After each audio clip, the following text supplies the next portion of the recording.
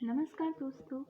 आज हम सभी साखी पाठ जो कक्षा 10वीं का पहले पाठ है उसे पढ़ने जा रहे हैं। साखी के दोहे पढ़ने से पहले हम कवि परिचय करते हैं। साखी में कबीर दास द्वारा बोले गए दोहों को लिखा गया है।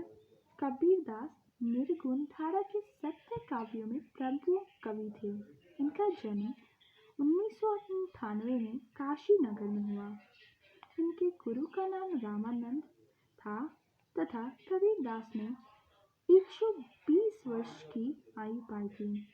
कबीर की भाषा को सदुखड़ी एवं पंचमेल खिचड़ी भी कहा जाता है।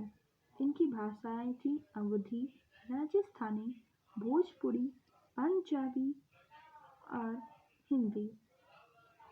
इनकी रचनाएं 61 है, जिसमें बीजक की प्रामाणिक रचना है। अब हम दोहे पढ़ते हैं। ऐसी बानी बोलिए मन का आपा खोई, अपना तन शीतल करे औरन को सुख होई।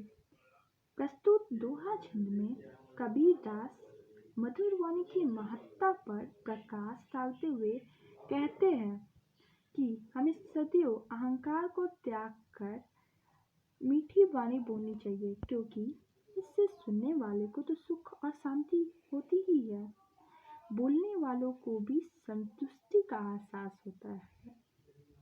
यहाँ पर वाणी बोलिए बाबा वर्ण की आवृत्ति है, अर्थात यहाँ पर अनुप्रास अलंकार है। दूसरा, कस्तूरी कुंडली बसे मृग ढूंढे बन माही, ऐसे खटी खटी राम है दुनिया देखे नहीं।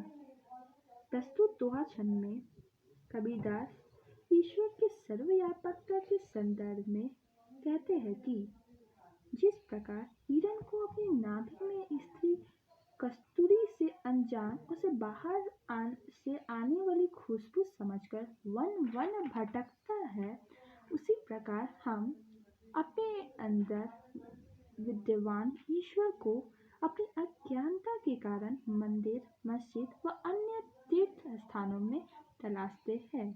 अर्थात यहाँ प्रभु अर्थात कबीरदास संदेश देना चाहते हैं कि मन की अज्ञानता को हटाकर हमें अपने हृदय में ही ईश्वर को तलाशनी चाहिए। यहाँ पर घटी घटी 2 बार आवृत्ति है, इसके कारण यहाँ पुनरुक्ति अलंकार है। तीसरा दोहा, जब मैं था तब हड़ी नहीं, अब हड़ी है मैं नहीं, सब अंधियारा मिट गया दीपक देखा माही।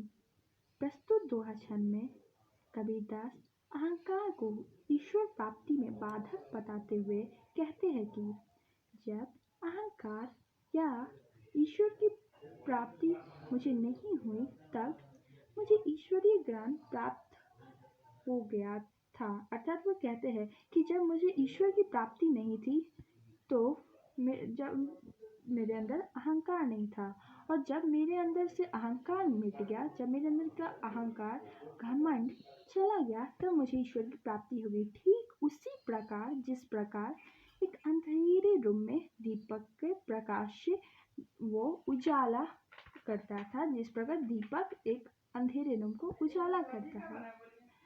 चौथा दोहा, सुखिया सब संसार है खाए और सोए, दुखिया दास कबीर है जाके और रोए। प्रस्तुत दोहा छंद में कबीर दास चिंतनशील मनुष्य की व्याकुलता पर प्रकाश डालते हुए कहते हैं इस संसार के लोगों को सुखी कहते हैं जो ईश्वरीय ज्ञान से पूरे संसारिक जीवन को ही सत्य मानकर इसके आनंद में डूबे चैन से खा और सो रहे हैं। ठीक इसके विपरीत तत्व ज्ञान की प्राप्ति हो जाने से कबीर अपने को ईश्वर से अलग पाकर उनसे मिलने की तरफ में बेचैन है। संसार के खेल से दुखी है जो ईश्वर के प्रति सजग नहीं है और अपनी अज्ञानता के कारण अपने हीरे समान अनमोल जीवन को व्यर्थ ही गवा रहे हैं।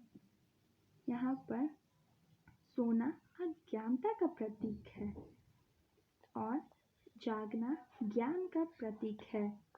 सुखिया संसार में श वन की आवृत्ति और दुखिया दास में दाता वन की आवृत्ति के कारण यहाँ अनुप्रास अलंकार है।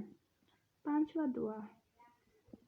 बिरा भुवंगम तन बसे मन से न लागे कोई, राम वियोगी ना जीवे जीवे तो बौरा हुई।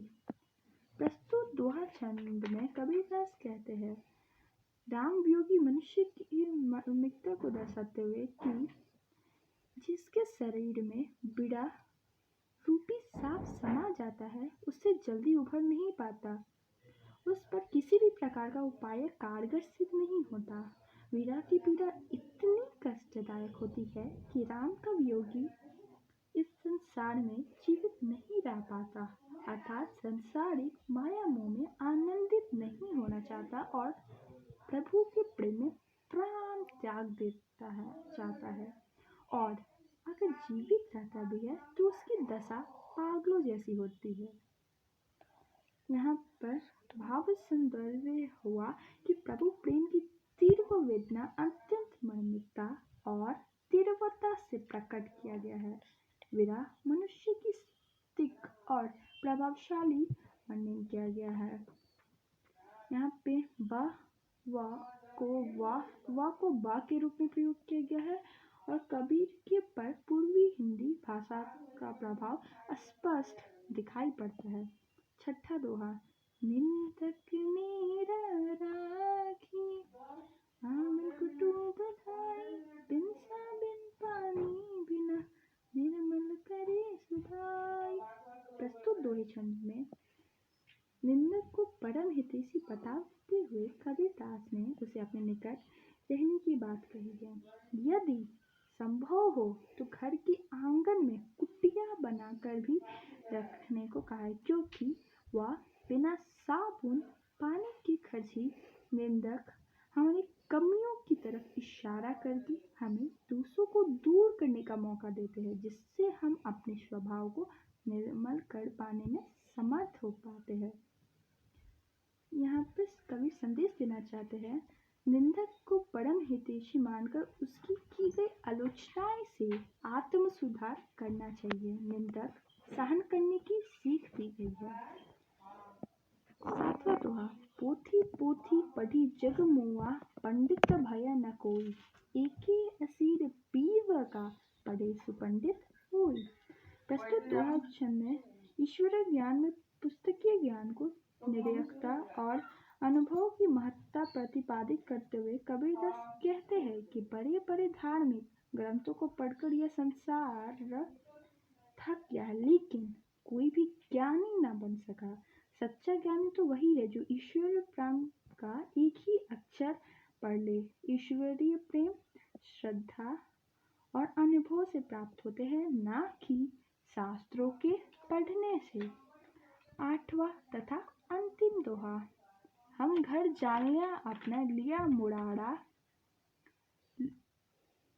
हाथी, अब घर जालो दास का ये चले हमारे साथी। प्रस्तुत दोहा छंद में ज्ञानोदय की प्रभाव की चर्चा करते हुए कबीरदास कहते हैं कि मैंने विरह और भक्ति से जलती हुई मशाल हाथ में लेकर अपने संसारिक कामनाओं रूपी घर को जला डाला है, अर्थात भक्ति से विवल होकर संसारिक इच्छाओं का त्याग कर वैराग्य धारण कर लिया है। और अब जो भी भक्त मेरे साथ भक्ति के मार्ग पर चलने को तैयार होगा, मैं उनके भीतर भी संसारिक विरक्ति का भाव लाएंगे। यहाँ संदेश है, मनुष्य को वैराग्य और प्रभु भक्ति की प्रेरणा देते हैं।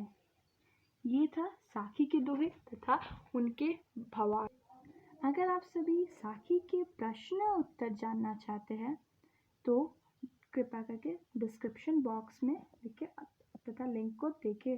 और अगर आपको मेरी वीडियो से तनिक भी ज्ञान या अच्छी लगी होगी या आपको कुछ समझ आया होगा तो कृपया लाइक शेयर सब्सक्राइब जरूर करें, ताकि मैं अपनी अगली वीडियो आप तक जरूर भेज सकूं। धन्यवाद।